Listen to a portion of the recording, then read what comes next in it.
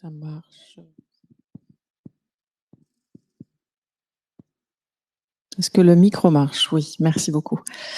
Peut-être en préambule vous dire que la conversation va être conduite en anglais. Donc si certains d'entre vous veulent une traduction... Please note that this conversation will be in English, so should you wish to benefit from the English-French interpretation services, please let this be known now.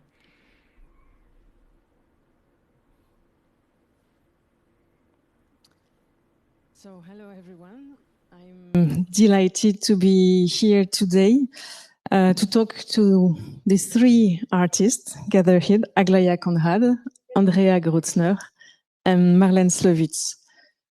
So the presence for the first time at the fair of the work of Aglaia Konrad in a solo show presented by the Belgian gallery Nadia Vilaine and selected as one of the 4 galleries supported by Caring and its Women in Motion program, prompted us to dedicate this conversation to what we called spatial photography.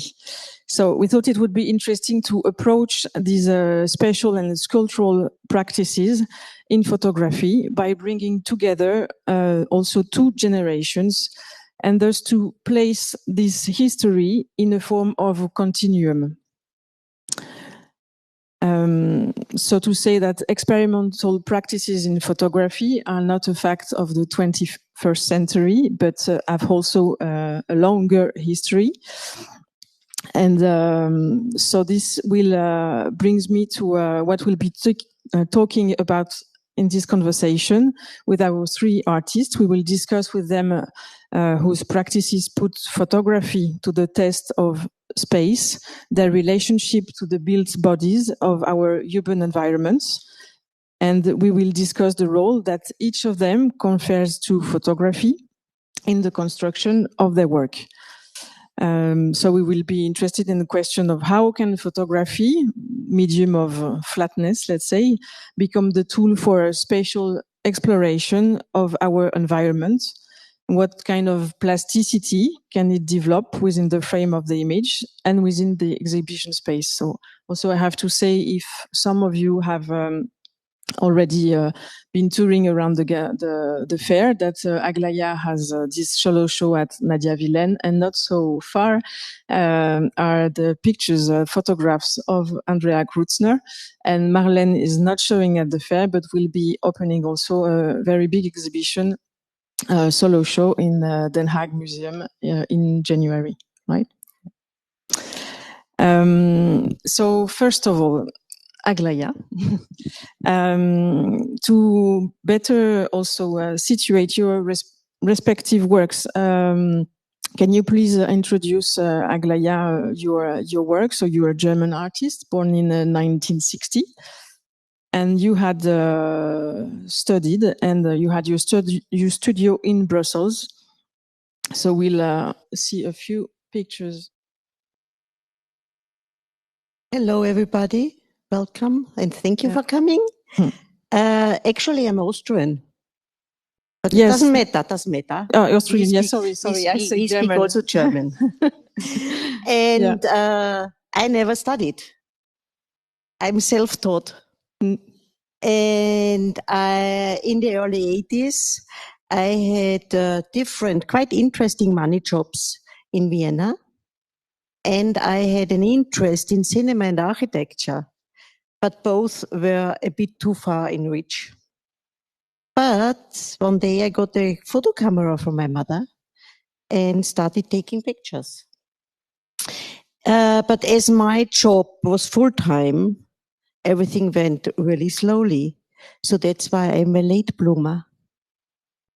As I had only the weekends to work, and I started participating in workshops and met my very best friend, Margherita Spilottini. She was a very well-known Austrian architectural photographer.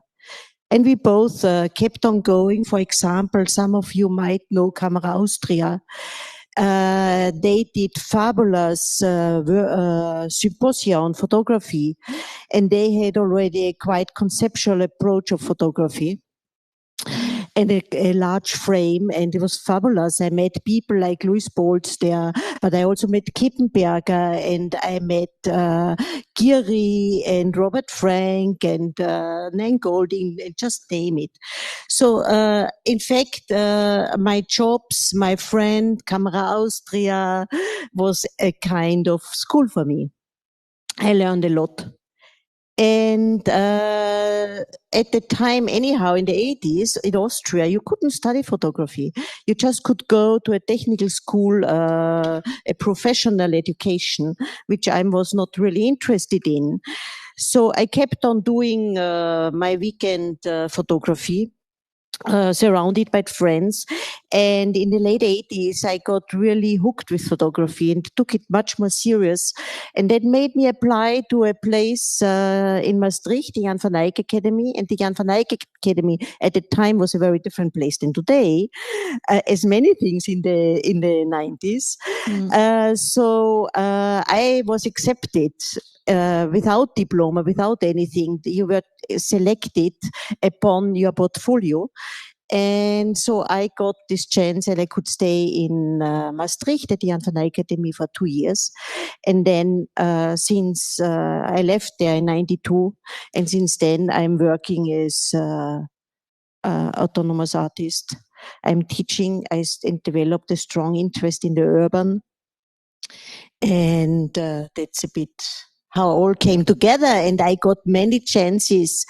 Funny enough, I got many chances to exhibit in all different kind of spaces.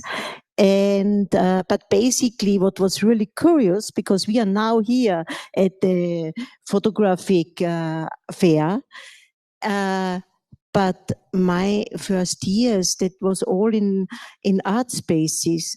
The photography people, they were not interested in my work. So luckily enough, there were other eyes looking at me or my work, and that helped a lot to develop my work. And as I am really deeply interested in architecture, there was no other way than to deal with the exhibition space itself. So let's say the framed, glossy, dealable photograph was never of my interest. But I like to be confronted with the space, with the architecture, material, movement, light, and so forth. So can we say, so you're not considering yourself as a photographer? But yes, more... I do consider myself as a photographer. So, but also as an artist using photography, is it meaningful, yes, this distinction no, for you? But no, because I mean, everything I do is photography. Everything, I mean, these images you see on the screen now, that photographs I took, I put in a different shape, and I put them in the space as a sculptural intervention. But it's all photography. And I can do anything. I mean, photography enables me to do anything I want to do. And because I'm a photographer, this doesn't mean that I can't do experiments with the space and with the image. So to be a bit more explicit, so this is Marleen's work. So as an introduction, just to give a bit of an example of each of the work. So this is Marleen's. So we'll be addressing the common points in between your work a bit later on. This is Andrea's work.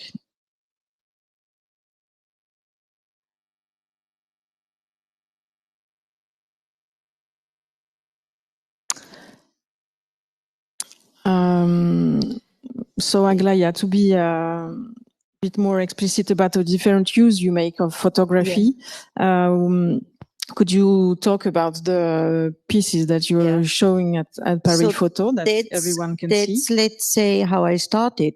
No, please go back one. This was how I started. It was in Hasselt, which is close to Maastricht. And this was a show, a group show, still when I was at the Jan van Eyck Academy.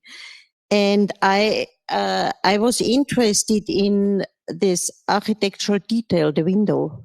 And the window which separates the inside and the outside, but which is also a reflective surface.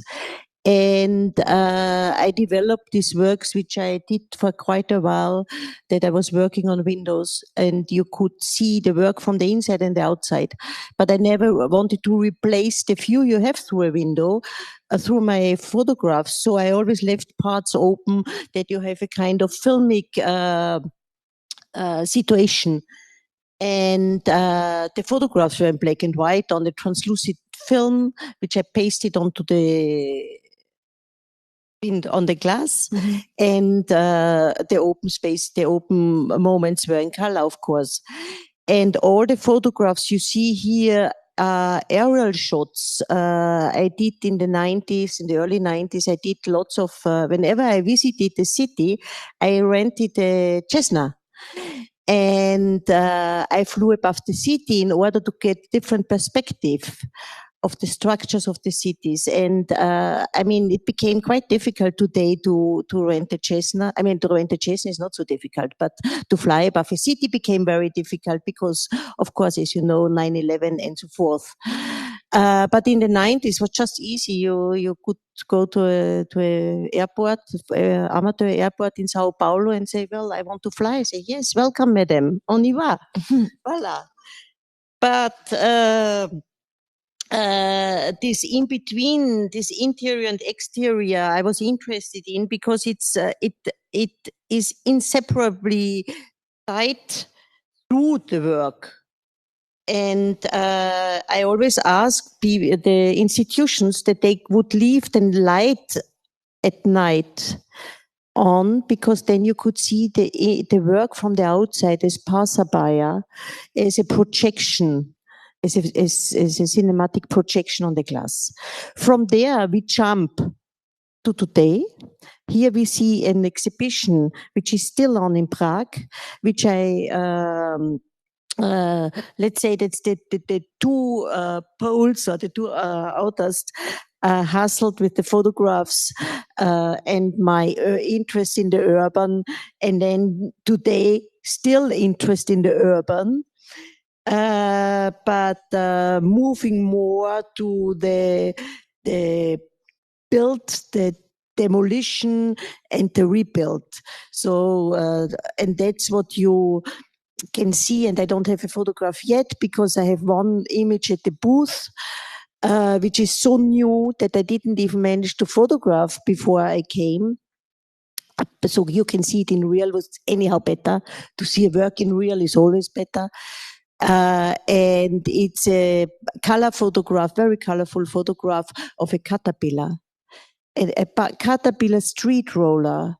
And a caterpillar, I mean, you all know what I'm talking about. It's these huge machines which move our environment.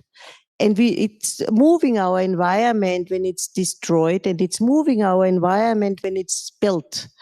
So it's a kind of continuous movement. And what you see here in the exhibition in Prague, what I did, I collected throughout the summer.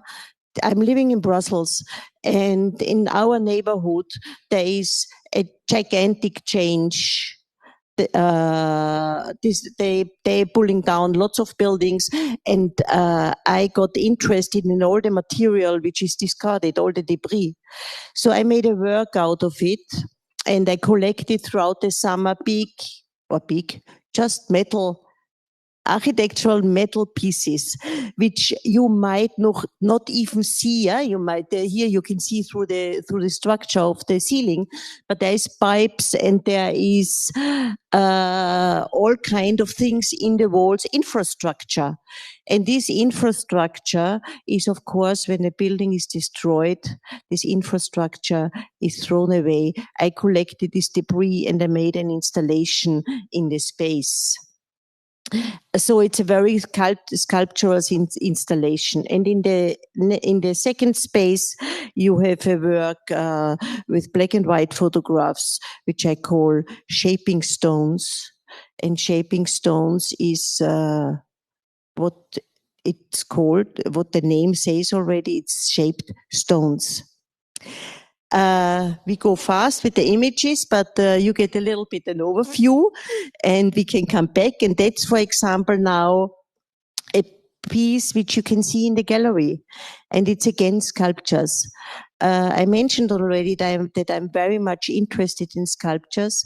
And if you think of the early days of photography, sculpture and photography were very close tied together. And there are lots of books, 19th century books written on the thematic of sculpture and photography. And can you tell maybe, Aglaia, how did you process for that work? What I guess that's something you can all recognize. Huh? You go to a museum to see whatever you want to see. And suddenly you see something which is touching you, or which is interesting in any way, or the display might be extraordinary or annoying or whatsoever. So there's plenty of reasons. You pull your phone or your camera and you make a photograph to take this image with you home. That's what I did, still do. And one day I discovered that I had all these fabulous images of sculptures. And I decided to publish a book, and it's just a book with images without text. And it's all these photographs of sculptures. And once the book was printed, I thought that's quite interesting, but that we talk later about the books because it's all a bit complex. But anyhow, once the image is printed, it's not anymore the photograph I see in my archive, but I see a printed image in a certain sequence in a architecture of the book. And that works like a filter. So I thought, that's interesting because now I have these two images opposite, etc., etc. And I thought, okay, I turned the sculptures into 2D in the book, and now I turn it back into 3D in the space. And that's what you see, and that's what I brought with me next to the caterpillar. I brought this with me to present here at the fair, and that's the sculptures. So, and there's also the one big, not in that size, because you decided in the end to blow it up in the monumental scale. That's another, you see, when we talk about, now we go fast. I had a different structure, but doesn't matter. I said all my works are about photography, and plenty of my works even point at the medium of photography. And Undecided Frames is such a work because Undecided Frames is deeply photographic.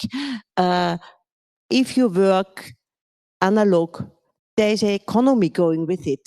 And you're not like with your phone making 15 exposures. No, you tightly framing and aiming is for me photography. Decision taking. So you frame, you make a photograph, you make maybe a second one because you make sure that technically it's more or less okay. And that's it. You're not making 10 of the same site. So I thought that's all things which I finished this. Then I look at my contact sheet and I see on my contact sheet 2 almost the same images. There's slight differences. The difference is just the time it takes to transport the film. Once you made an image, you breathe, you stabilize your body again, and you take another image. So, which one is better and why? I thought that's an interesting dilemma. At least I always had this dilemma. I never could make the decision. But I thought it's a very photographic dilemma. and I throw it back to you, the viewer, and you will look at it very differently. And it's questioning maybe the subjectiveness of the choice. And it also has something like a stereo photograph. So you see, it's all photography. I embrace it. I love photography. Thank you, Aglaia.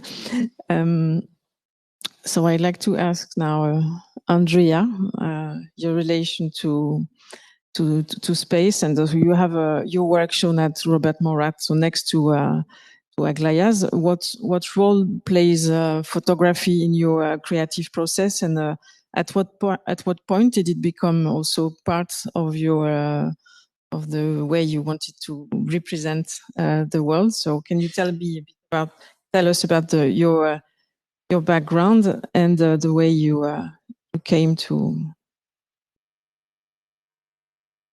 Yeah, so that's your work. Thank you. Photography.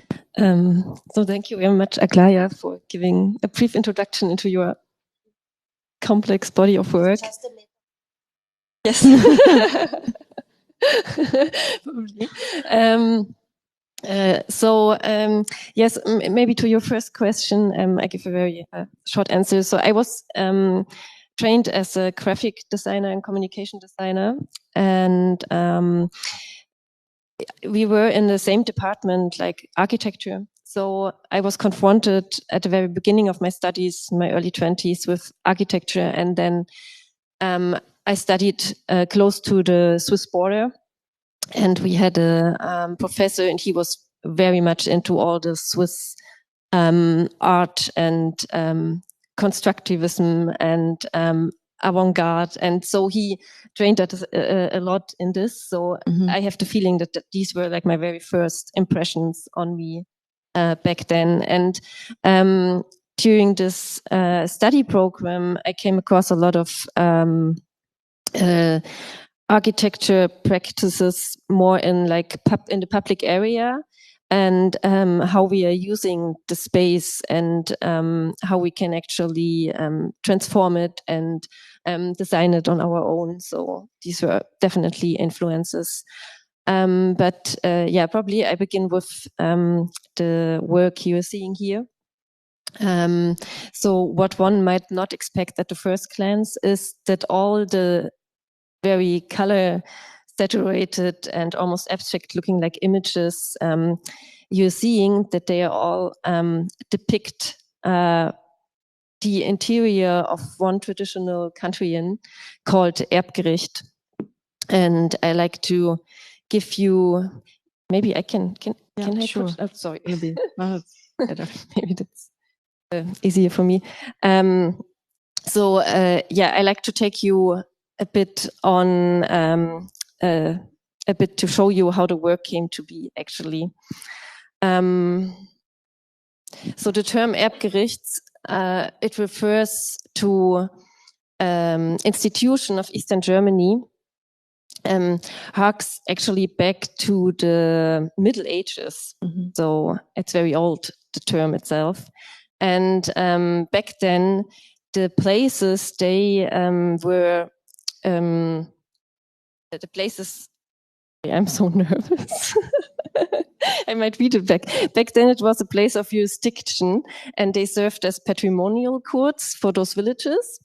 And this office was actually passed on from generation to generation, and often included the right to brew and to slaughter and to sell food. And of all these various functions it had back then, the Erbgericht in the Erbgericht buildings, including this bespoken court houses, mills. They were like artisan shops, like bakeries, and they were also venues for cinemas and theaters. Of all this function, the only remaining use of those buildings today is that of a country inn. So the ones who survived, they are now serving as venues for all different kind of community activities of those villages, like celebrations from weddings to funeral receptions. And why am I telling you all of this? So I grew up in a village close to the Czech border in Eastern Saxony, and there is this building which is called Erbgericht Polens, and I lived there the first 5 years of my life, and my grandparents are still living there. And this building has kind of irresistibly captivated me as long as I can remember. It literally has put a spell on me since my early childhood. And how does it? Maybe you should have to do it again. Oh, back there? Oh, yeah, no. And even one of my earliest childhood memories is connected to one of its ballrooms and dates back to February 1987. The house itself, it was built in 1897 and survived 5 political systems, and it's like an eclectic collage of all different historical styles and eras. And I started to work in that building in 2010. And my first attempt was just taking classical documentary pictures. And what I realized was that although I liked the moment I took the picture, and also probably like the beautifulness of these images you are seeing here, you are seeing contact sheets from that time, from 2010. I realized that they felt to me in a way stereotypic and superficial, and only told something about that rural area in Saxony, which was already very known and were on the surface. And for me, the pictures, they didn't include for me my personal feeling I had towards this building, which is more like a placeholder for me, how my relationship is to the area itself and also to my family and what is happening today in Eastern Germany. And so I was searching for something which probably brought the space more into something feeling like in limbo or like a vertigo of the space, and realized on these images, that's also one, that I was still very keen to the light which moves to the space, and also on those old contact sheets, that the color, which was there more by accident because I wanted to select like a framing of the image, that they are doing something with me, and that they kind of are like a they gave me an idea to, oh, there it was, how to work in that traditional country and what like a what could be a solution for my dilemma I had, that I want to find images which are translating my own conflicting relationship, feeling between familiar and unfamiliar to this house and to the society and to my family. So to get out this nostalgic feel, I had the impression maybe it helps if I start working with really hard flashlight.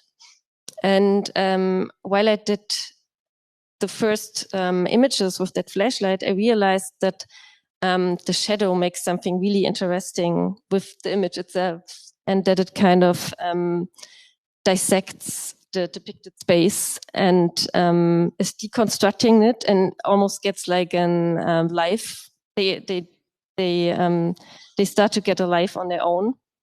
And then I was started experimenting with colors as well, as I have shown you the other contact prints where I drew into the contact print to mark like the framing. And I was thinking like, this is a nice idea because the color, it felt almost like a trap, which gets you into the image. And so I started to experiment with colors as filters or geels in front of the flashlights. And all the images you are seeing, now you're seeing Polaroids as my test lighting. They are actually taken like this, and I have an experimental setup in the space with different flashlights. And they all fire at once. And then I love the idea that the light is again coloring in the shadow and almost like illuminating the shadow, which was like for me, it translated my contradictory emotions I had in a way. So yeah, this gives you a kind of idea how I worked. And at the beginning, it was with Polaroids and up there. So hello. Somehow the beamer. And there you see again some of the filters. And she is in my sketchbook. And so I worked a lot with sketchbooks. Maybe you do it again because it kind of doesn't react to my finger. And so, Andrea, sorry, from the first photographs you took of the space to these experiments, there are a few years. So it was in 2010 when I started to make the documentary things, and it was in 1987 when I started to have like probably intense feelings for that house. And in 2013, I started to work with this experimental light setup. So it's a very long-term exploration of and the since space. Then, I worked in the building until this year. And then, now came out with works from dating back 10 years. Which show the more experimental works. And what you're seeing here is me working with a field camera. And so I decided to work analog and with that field camera, which is usually used to depict architecture and to correct perspectives. But what I really like about the camera as well, that you can kind of overcorrect perspectives and make it unreal in a way. And that it feels like not looking at something with your eyes, but with something more artificial. And it's also nice that it's actually slowing you down, and then you can probably proceed, that you get the feeling of looking onto something, for example, from different viewing points in a way, like from underneath and from the front. And together with the shadows and the colors in the shadows, it kind of got like this collage feel to it, and that you can't orientate yourself anymore and probably get like a bit dizzy. And then I found like almost like a dialogue for myself, how I could translate my own relationship in a way to the house and to where I'm from. And for example, here you're looking in a mirror on the left, and then on the right it's a circle out of Snaps bottles. They hang there during like a funny evening on the bowling lane, and on the top it's something like I think there's air going through or something for the heating. So also the house is just really weird because it changed so oft its functions, and they added more and more stuff to it. It's almost like a maze. No, the other way around. This is, for example, the one you're seeing here at Robert Morat's booth, and then we also have chosen this one for the cover of the book. And you can also see here that I really like to work with complementary contrasts and the idea how color is changing the perception of a space, and probably also how it can directly connect to like a deeper feeling probably of your emotions and how you remember things. And what I liked about a shadow was that it got kind of a metaphor for me for like it's a metaphor for photography in itself, but also for memory, and then also for the uncanny. So it was it was just really. I started to develop a strong connection to the idea of shadows and what they mean. And then I also very often work with the same framing, but then I change the light and how the light works in the space itself. So it's probably a bit similar to the works you have shown with the undecided frames. It completely changes the impression on what you're looking like, and it's also a kind of mirroring and confusion, and creating like this illusion of space. And also on the right, you see a piano, and then the entrance to the stage, and downstairs the stairs, and it feels like you're looking on probably like 4 images, but it's all one. made through the light in itself. Thank you, Andrea. So that's about the work. Thank you very much. So we'll see there's a lot of common points also with Marleen's work, who also get really into the space, transform it, and photograph it. And you have a kind of different layers also to your work. Can you tell us how you come to photography and to that very specific process of yours that you have explored for several years now? Yes, hi. Yes, I'm originally trained as a photographer, a commercial photographer, and then I started making more documentary work after I graduated. And I was very interested in what you call non-places, places at airports, hospitals, universities, places that are super generic. So I took photos of them where, in a way that you could not connect to them, you could not see where they were, what scale they were, and I did that for a while, but after a while I felt limited and I wanted to put my own stamp on it. So I think in 2010, in the financial crisis, I was able to rent a complete abandoned building for almost nothing. And I started working there and had no idea what to do. So, but I started changing the interiors first, very minimal, with tape and adding new corners. And those interventions got more and more extreme. I really wanted to get a hold on these interiors. So, for instance, the last picture you saw, I think I drilled 300 holes through the whole office, so you could actually see the space that is behind this. So for me, it was a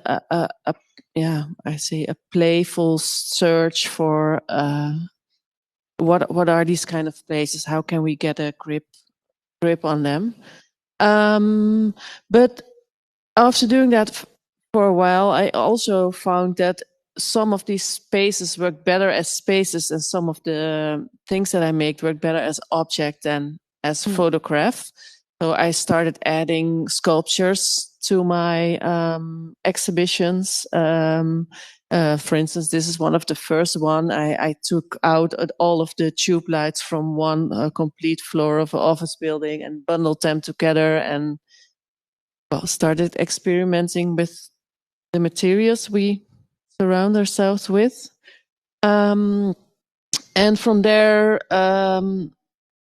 I got asked, I think, to make a site-specific installation. So I make new work responding to the actual space where the exhibition is.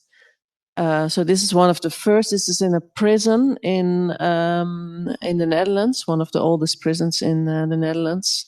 So we were invited to spend 48 hours in confined Solomon in the cell. So during the time I made that work, I had my printer with me and paint, and I started photographing the tubes and making this new grid out of it. So all my installations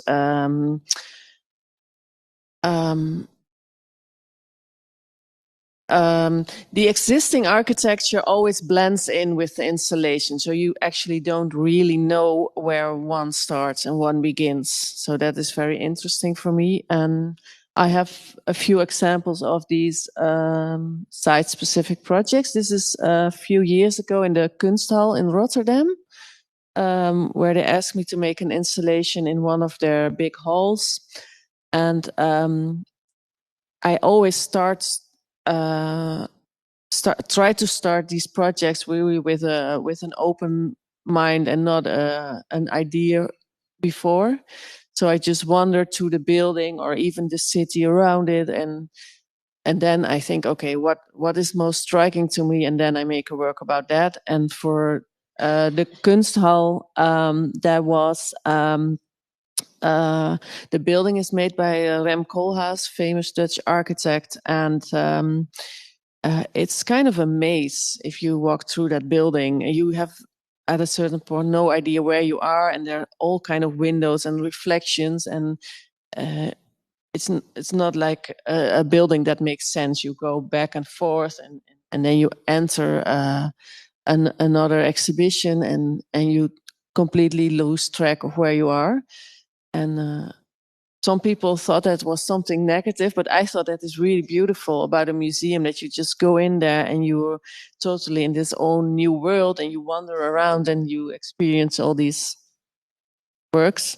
So I wanted to enhance that feeling, and I took a lot of photos of these reflections, and I made huge, maybe we can go back one.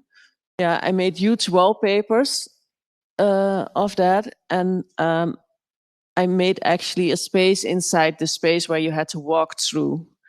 So what you see is a lot of mirrors and a lot of photos from reflections from other places in the building. So you totally don't know what are the existing beams, what is the actual reflection.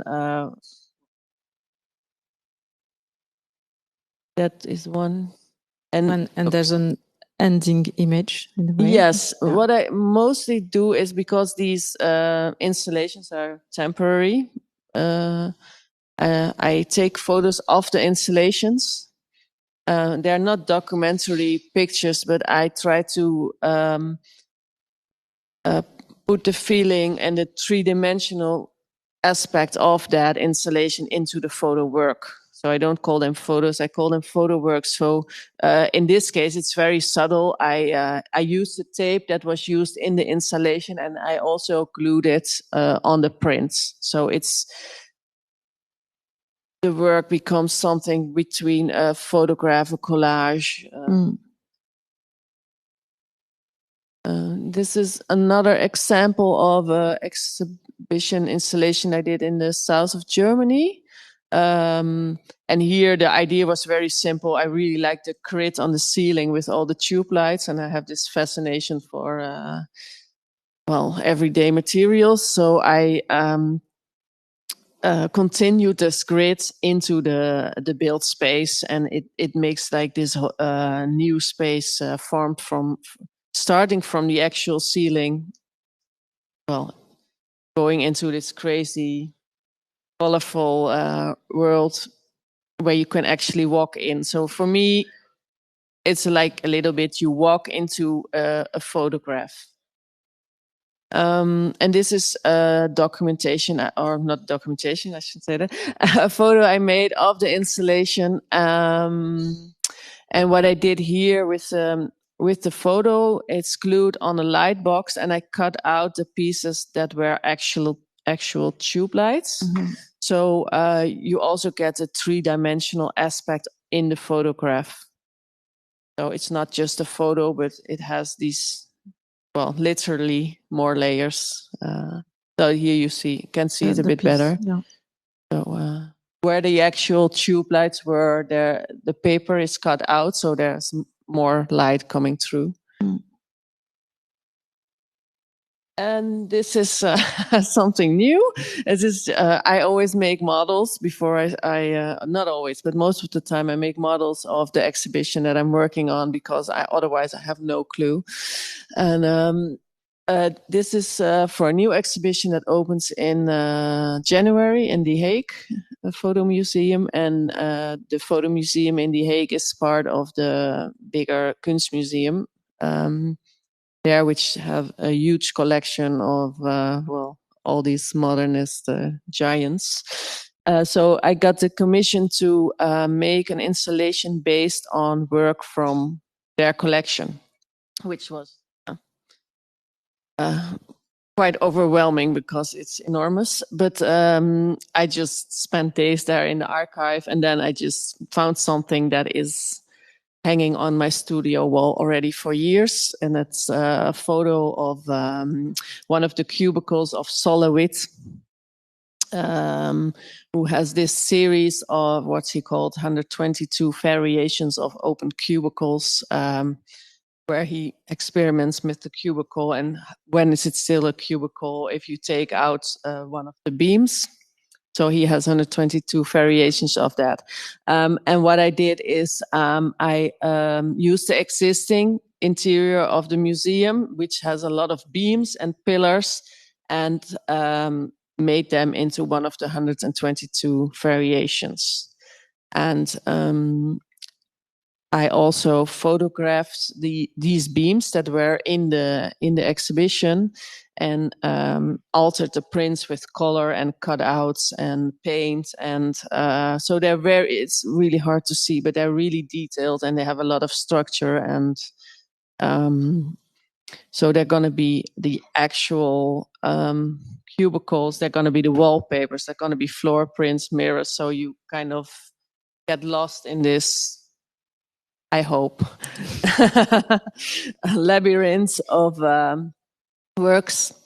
And this is also for this exhibition because last year I did an exhibition in Rouen at the center with Raphaëlle. Yes. They're doing a residency. Mm-hmm. And I started working there with limestone, and for the first time making molds. And for me, that was really so interesting because of photograph is also like a flat representation of a surface, and the mold is the same. And then by combining them, well, interesting things happen. So I'm still, really working on that.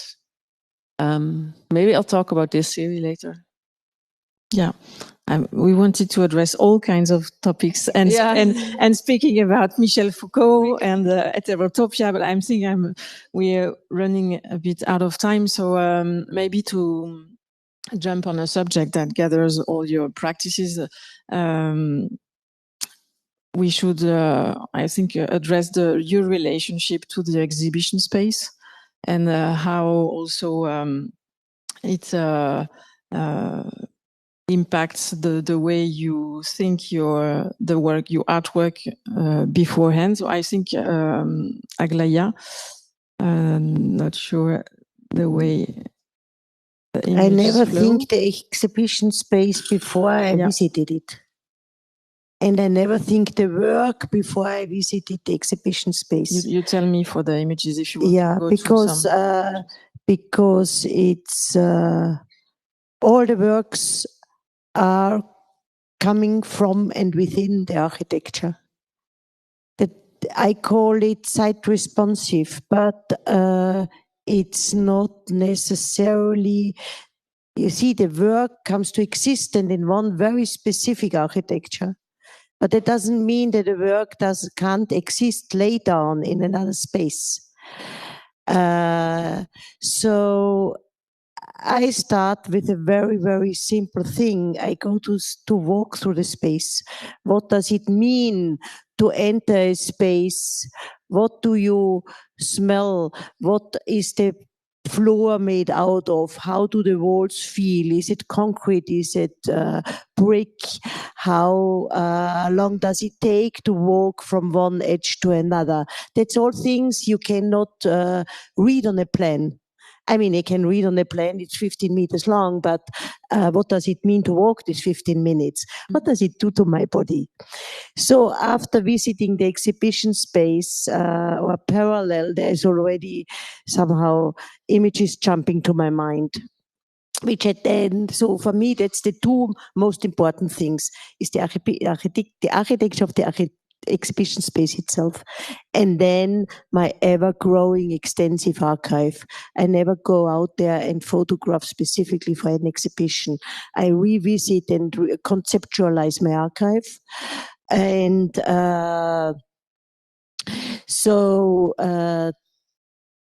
then there's an image as a starting point.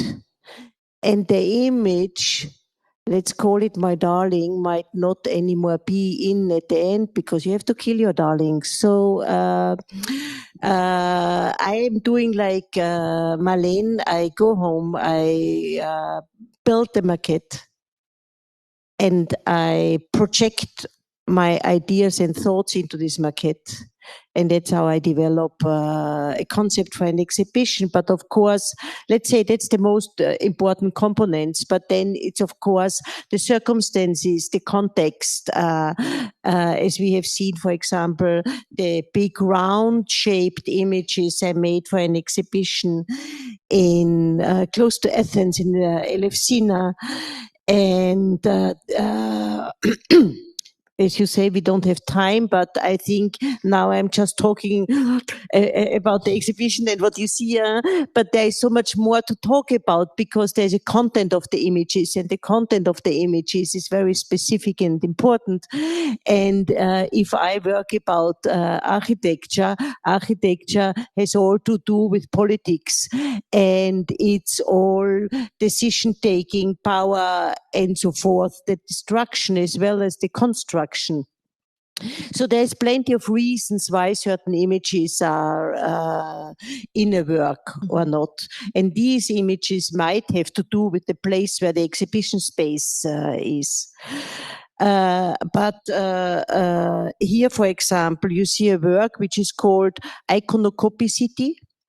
Because for me, there is no difference in value between an image I photocopy. I exhibited lots of images which are just photocopies, but there is no difference in value between a fine art print and a photocopy. So what you see here is photocopies. And it's photocopies of my book, Iconicity. And the book Iconicity contains of let's say, a passage through a variety of cities and specific places and works I made out of the photographs. And here I enlarged each spread of the book on my copy machine. I have a copy machine, my favorite tool in my studio. And I enlarged each page to an A3.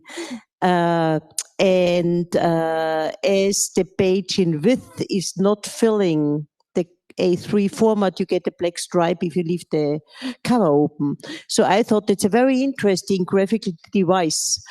And so in fact, once the work is put up, it's pasted onto the wall. So that also means that after the exhibition, there's nothing left. And your reading changes dramatically. You're not anymore turning a page and you forget the image you have seen 20 pages before. No, here you are confronted with one big piece. And when I started testing this in my studio, I was surprised about my own eyes. I mean, I am familiar with the images, but seeing these images in such a specific, rigid grid on the wall, the eye starts traveling and jumping from, you see images out from the edge of your eye and the eye is jumping. So the reading totally changes. And the work is adaptable depending on the size of the wall. I can say, well, I make 13 spreads or 11 or whatever, but basically that's a work which was made very specifically for an exhibition and which is now, sometimes I show this in a group exhibition because as you have seen, so many images of big size. So this big format means that maybe up to now I have shown 0.5% of the images I have in my archive. And then that's a that's a work, as the work I show here, both of these works came after I published a book. So that doesn't help. It's just always the same. But anyhow, I keep on repeating myself because it's so interesting to look at the printed image. And if I'm talking about the grid, of course, every image which is offset printed or silk screen printed, there's a dot grid, the printing grid.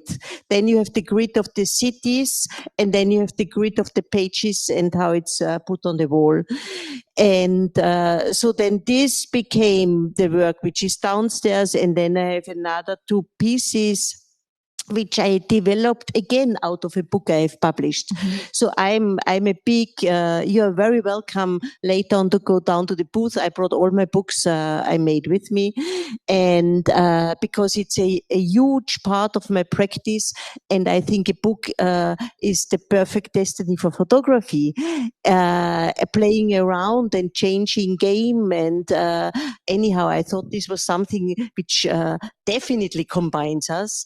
The joy of experimenting, playing around, and taking on challenges of architecture offers us, and I think that's great. Yeah, that's also a good transition to speak about, because before we saw that Marleen, you also had a very specific relationship to acting in the space.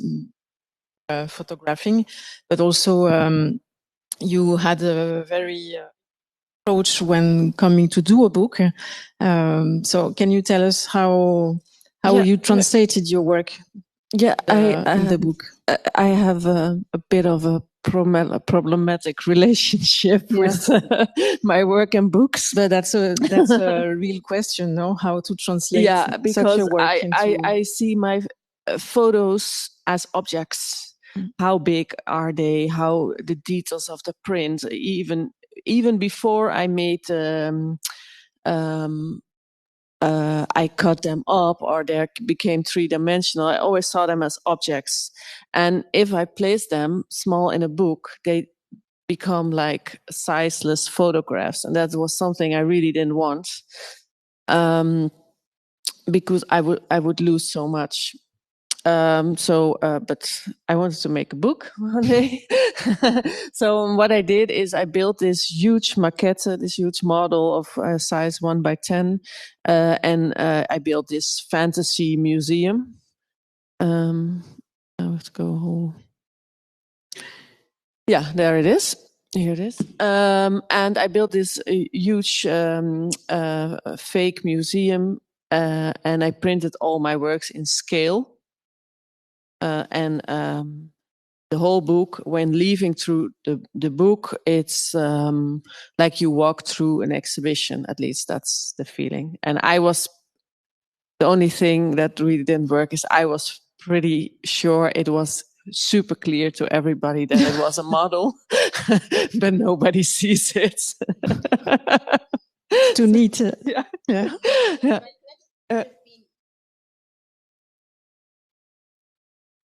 No, I built it all. It's just foam board, and it's just cut out foam board, and totally not perfect, but yeah. And you even see in some pictures my studio behind behind the model, but it's still a bit too subtle. But yes, I want to make a new book, but I absolutely have no idea at the moment. And Andrea, can you tell about how you translated these very long projects into form of a book? So the challenge for me was that the work in itself isn't like narrative, and it's more in an abstract. It works more in an abstract way. So I had to find a solution how it could actually work in a book, and how every page can, like lead to the next page, and so on. And so I worked very close with my graphic designer, Johanna Flöter, and we were searching for a concept how you can be also more experimental and playful in the approach towards the book design, and how also some aspects of the series in itself could be translated into the book. For example, this idea of the orientation, how you orientate yourself in space, and of perspective, and also of taking fragments of the space. So we decided to actually, if you go back, we decided to turn almost all of the images and to show them on the double spread instead. So you, as a one looking at the book, it's the idea that you turn it around, like, and that you don't really know how to look at it, and that you also, the interesting thing with it was then that you start to see new images in it and new spaces, and almost like to crawl into it, or you get like blocked out, and then. The other idea with this was that I really wanted to have them as big as possible without having a huge book, to see, because they are so abstract, you kind of forget that there are so many traces of the building you actually see in them, like the chewing gum, which is on the top of one doorway. You can also see it on one of the images downstairs at the booth. You can search for chewing gum, or spiders, little cracks, and you only start seeing them if you have the images in a certain size. So this was also one of the reasons.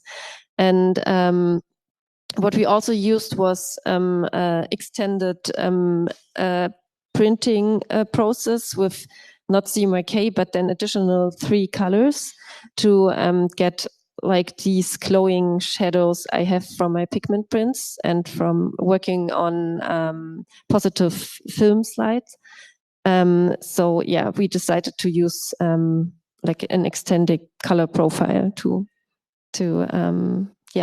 reach towards this. And then the probably more also what is telling you in a subtle way more about the process I used. We have a dust jacket, and it shows the geels I worked with, the filters, and I did high resolution scans, and what you actually start to see is those little burnt holes which came out from my working process with the flashlights, and the light burned little holes in the filters, and then you have also all the scratches, and this is what is like around the book. Sorry. And so we'll see just a few pictures of selection of the many books of Aglaia. That's 12 different booklets, A4 format. They're all made on the copy machine, color and black and white. Each one has a different focus, layout, and it's just because I love being occupied with the copy machine. No, but making a book is, and I was just thinking when Andrea introduced hers, I thought it must have been an expensive production. Bookmaking costs a lot of money. We artists don't necessarily have. So then there is the question, if you go and apply at some institutions for money, which is a quite boring thing, and it's also a bit how to say disappointing that you always have, I mean, now I'm so old and you still have to say, please, can I get a little bit? So I thought, okay, and on top of it, I'm a bit an impatient person. So I thought, okay, I'm not waiting 3 months, 5 months, if I get a yes or a no, because you can also get a no. And I just do it. And I do it myself, and I do it on the photocopy machine. But of course, that means that it's artistic work, because it's in a very small edition. I made 7 of all the 12. And there you can't buy them in singular. It's a box with the 12. And they are called Copy City. So the city terms, I have one one has no image, one has only text, and that is a collection of city terms. And the city terms, I had about 700, and they're not invented by me. I found them. It's either titles of projects of architects, or it's titles of films or books or whatsoever. I collected them throughout a long time, and I ordered them alphabetically. And I revisit this quite often, because every time I'm looking for a title for a new work or book, and many of them are with city, I look in if I find a word, which I then again used for my book Aglaia Konrad From A to K, which was also the title of the same show in 2016 in a museum in Belgium. And so there, for example, because I totally understand what you're saying, I never made a catalog. Because I think like you, the spatial work cannot be represented in a catalog. So therefore, I always make books which are kind of parallel to an exhibition, and but not necessarily representing the work itself. Yeah, and I think that's quite interesting also, this image to conclude and to see how the images goes in circle, and the book comes back as a piece in the exhibition itself. Yes. Yeah. So we are a bit we have to out rush. of time. Thank you very much. Bye bye. So if there's maybe time for one or two questions, if there's questions in the audience. No questions? Yes, questions. Just wait for the mic. Yes. Why the built environment? Like, what attracts you, if I can ask all of you? I mean, I'm sorry, but I just can throw the question back to you. That's all us, the built environment. You see, we are born already before we are born, we are in the womb, which is a body architecture. Then we are born into this built world. We spend all our life in institutions which have specific architecture, in homes which is specific architecture. So how can you not be interested? It concerns all of us, and it's all politics. That's Sorry. That's the part on Foucault that we didn't do.